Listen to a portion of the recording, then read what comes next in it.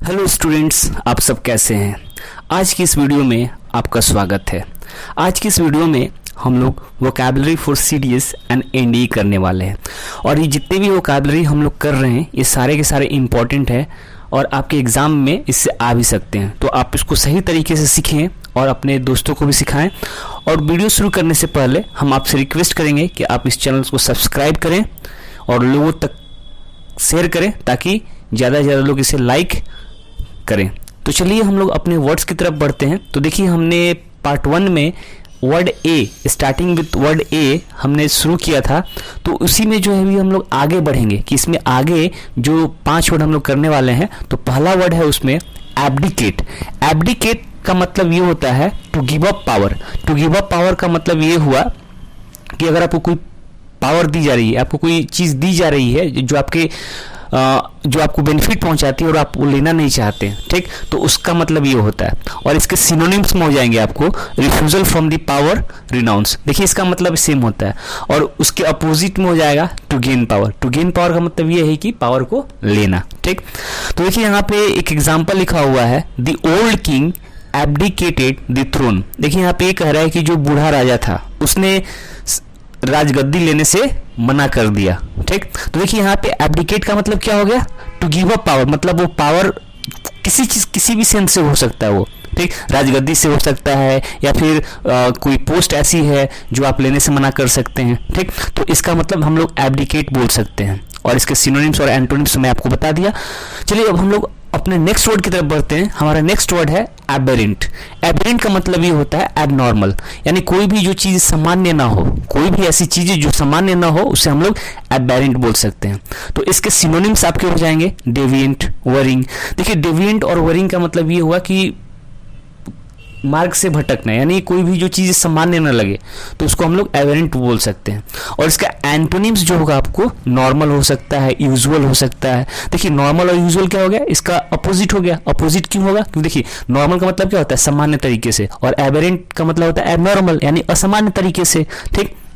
तो देखिए आप इसको एग्जाम्पल से ना बहुत अच्छे से समझेंगे। तो इसमें एग्जाम्पल जो दिया हुआ है, पैनिक इन ए गैदरिंग इन एबेरेंट सिचुएशन। देखिए अगर मान लीजिए कोई भी अगर भीड़ इकट्ठा हुई है, ठीक, और असामान्य तरीके से अगर वहां पे अचानक से कुछ पैनिक फैल जाती है तो लोगों में जो है बहुत ज़्यादा भगदड़ मच सकती है, ठीक। तो इसका एक एग्जाम्पल हो गया, ठीक ना। आई थिंक आपको ये 2 वर्ड जो शुरू का भी हमने सीखा वो आपको आसानी से समझ में आ गया होगा। तो चलिए हम लोग अपने तीसरे वर्ड की तरफ चलते हैं। हमारा तीसरा वर्ड है एबेट। एबेट का मतलब होता है to encourage someone to do wrong. देखिए यहाँ पे एबेट का मतलब ये हो गया कि किसी भी इंसान को या फिर किसी भी चीज को उकसाना, यानी उसको गलत काम करने के लिए उकसाना। एबेट का मतलब क्या हो जाएगा कि किसी भी गलत काम करने के लिए किसी को उकसाना, ठीक है। तो इसका सिनोनिम्स हो जाएगा आपका to promote someone for an offence. Synonyms क्या हो गया, to promote someone for an offence, यानी किसी को किसी गलत काम के लिए भड़काना या उकसाना हम लोग बोल सकते हैं, ठीक। और इसका हम लोग अगर एंटोनिम्स की तरफ जाते हैं यानी अपोजिट वर्ड की तरफ जाते हैं तो अपोजिट ये होगा डिमोटिव। डिमोटिव का मतलब ये हो गया कि किसी भी चीज के लिए जो है उसको सही सलाह देना, ठीक, या फिर जो भी मतलब गलत चीज है उसको सही करना, ठीक। तो इसका एक यहाँ पे एग्जाम्पल दिया हुआ है। एग्जाम्पल ये है, he was abetted for the grave murder.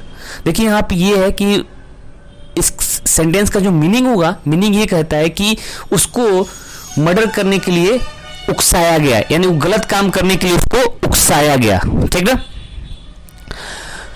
चलिए हम लोग अपने नेक्स्ट वर्ड की तरफ बढ़ते हैं और हमारा नेक्स्ट वर्ड है एबेंस। एबेंस का मतलब ये है not being used at present. इसका मतलब ये हुआ कि कोई भी ऐसी चीज जो है अभी के सिचुएशन में या फिर प्रेजेंट टाइम में उसका हम लोग यूज नहीं कर सकते हैं, यानी कोई भी चीज एग्जिस्ट करती है पर उस चीज का हम लोग यूज नहीं कर सकते, ठीक।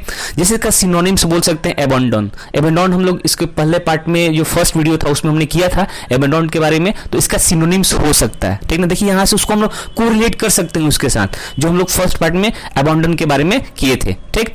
तो देखिए यहाँ पे रिफ्यूज भी हो सकता है इसका सिनोनिम, यानी मना कर देना, ठीक। और इसका एंटोनिम्स तो बहुत इजी हो जाएगा। देखिए कोई भी चीज अभी यूज नहीं हो रहा है तो उसका हम लोग क्या कर सकते हैं, अभी प्रेजेंट में यूज कर सकते हैं, यानी यूजेबल हो सकता है, ठीक। और यहाँ पे एक एग्जाम्पल आपको दिखाते हैं। एग्जाम्पल ये है, the old generator has been in absence for 6 months। देखिए यहाँ पे ये होगा कि जैसे मान लीजिए कि कोई भी जनरेटर है, ठीक, जो 6 महीने से जो है खराब पड़ी हुई है, मतलब उसको अभी उसको हम लोग यूज नहीं कर सकते, ठीक ना। तो इसमें हम लोग इस सेंटेंस में उसका यूज कर सकते हैं लोग, ठीक। देखिए हमारा नेक्स्ट वर्ड है एवोर। एवोर का मतलब ये होता है टू फील हेट्रेड और डिसलाइक। टू फील हेट्रेड और डिसलाइक का मतलब ये हो गया कि किसी के प्रति घृणा करना या फिर किसी को नापसंद करना, यानी किसी चीज को पसंद नहीं करना, ठीक।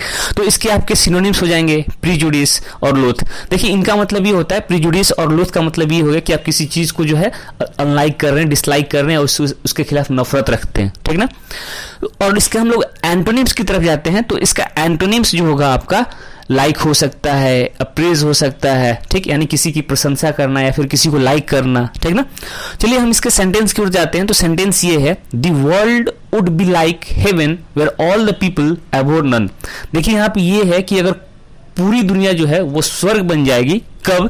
जब सब लोग जो है एक दूसरे से नफरत करना बंद कर देंगे। तो देखिए यहाँ पे आप सेंटेंस से समझिए, सेंटेंस क्या है, वो एवोर का जो सेंटेंस जो उसकी मीनिंग से हम लोग समझ रहे हैं कि हाँ पूरी दुनिया जो है वो हमारे लिए स्वर्ग बन सकती है, कब? जब हम लोग एक दूसरे से नफरत करना बंद कर देंगे। तो देखिए ऐसे ही जो है एग्जाम में क्वेश्चंस आते हैं, आप जब भी सीडीएस और एनडीए की एग्जाम देंगे तो उसमें आपको एक सेंटेंस दे दिया रहेगा और उसमें पूछेगा कि हाँ इसके नियरेस्ट सिनोनिम्स या एंटोनिम्स क्या होंगे। तो आपको वहां से जब बताएंगे, तो वहां से जब आप उसमें से सबसे नियरेस्ट खोजेंगे तो इन सारे वर्ड्स अगर आप अच्छे तरह से रिमेंबर किए होंगे, अच्छी तरह से देखेंगे, तो वहां पे आप आसानी से कर सकते हैं। तो चलिए आज की इस वीडियो में हम इतना ही रहने देते हैं। हम लोग थर्ड पार्ट में नेक्स्ट 5 वर्ड्स के लिए लेके आएंगे। कि देखिए छोटा छोटा वर्ड्स कराने का मतलब ये हुआ कि आपको ज्यादा वो बोरिंग फील ना हो या फिर आप उसको कम समय में ज्यादा से ज्यादा वर्ड सीख सके। यानी एक दिन में अगर हम 5 वर्ड सीखते हैं तो आने वाले 30 दिन में हम लोग आसानी से 150 वर्ड तक सीख सकते हैं, ठीक ना। तो चलिए आज की इस वीडियो में इतना ही रहने देते हैं और हम आपसे उम्मीद करते हैं कि आप अच्छे से सीखेंगे। और अपने दोस्तों को भी ये वीडियो शेयर कीजिए, लाइक कीजिए, सब्सक्राइब कीजिए और कमेंट करना ना भूलिए आपको ये कैसा वीडियो लगा। चलिए थैंक यू, जय हिंद।